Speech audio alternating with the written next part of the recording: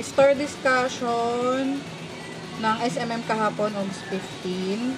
Attendees, Jamlia, Janine, Roxanne. Sa warehouse,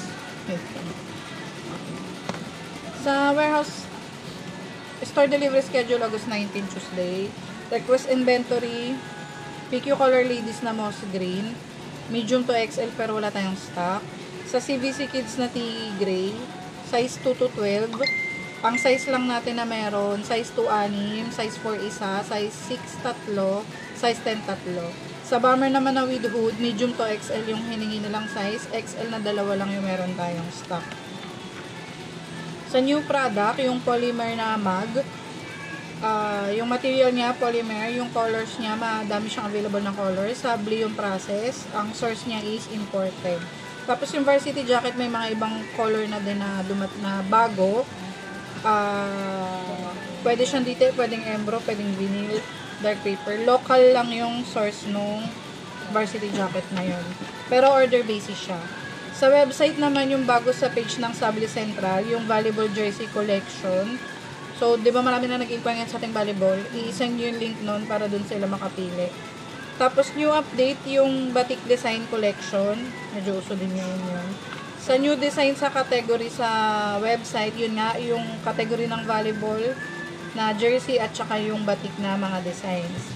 Sa ROM naman, save reply yung sa DTF printing service. Pinakita dun sa explainer video yung iba't ibang klase ng machine na gamit sa DTF at saka yung mga print output niya kung anong kaibahan ng bawat machine kasi yung bawat output ng print.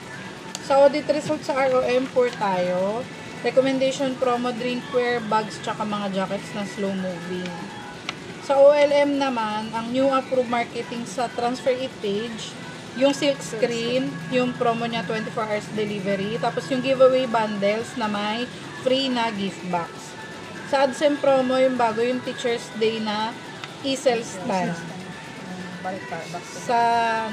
Sa mga tricycle streamer sticker, kompleto pa yung mga natin. May dalawang for installation tayo, yung hinabol na nakaraan na kapalit ng mga nasira na dun sa tricycle. Tapos sa treasury, yung mga complaint, yung no response, late approval, hindi maayos yung print, yung tahi ng damit, tapos may dumi yung ink. Kailangan natin, natutunan natin doon, syempre kailangan na-update si customer regarding doon sa order niya. Lalo yung nangyari doon sa late yung approval, kasi nag-chat naman pala, tapos hindi na na-replyan. So parang si staff, inaantay niya din yung syempre pag tayo hindi pa ina-approve, tayo na yung magkulit. Na-i-approve niya na kasi hanggat hindi niya ina-approve yun, hindi gagalaw yung order niya, madedelay lang. Tapos, yun nga, quality control. I-check lagi yung print. Kung maayos, wag na nating hayaan pang makarating kay customer kung may problema yung yung print para hindi siya magreklamo or magalit, lalo pag masela. Sa system, yung DMA revision, kung mapapansin natin, nakikita na natin yung mga pending sa visual cut at saka sa ROM posting, lumalabas na dun, diba? Sa visual naman, yung calendar visual, yung may date na, yung nila kung kailan yung due date. Tapos yung team performance, yung peer-to-peer, yung nakaraan yung inano sa atin ni Ma'am Gemma, yung via system na yon, na-generate yung report ng peer-to-peer doon. Tapos,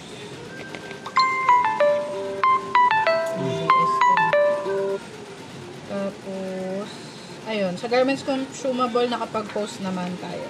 Yun lang.